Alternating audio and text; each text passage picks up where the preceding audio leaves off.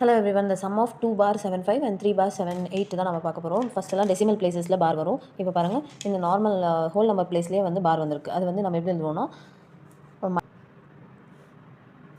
இதை வந்து நம்ம எப்படி எழுதுவோம்னா -2 + 0.75 -3 + 0.75 ஸோ இது ரெண்டுத்தையும் -2 -3 பண்ணிவிட்டு +0.75 + 0.78 இதை பண்ணணும்.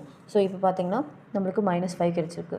இதை வந்து ஆட் பண்ணோன்னா இது 13 இது 5.1.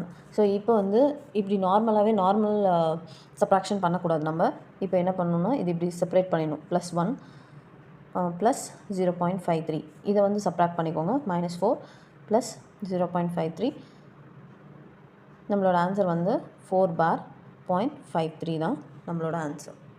ஓகேவா? கிளியராக இருக்கும்னு நினைக்கிறேன். கேட்ச் இந்த நெக்ஸ்ட் வீடியோ.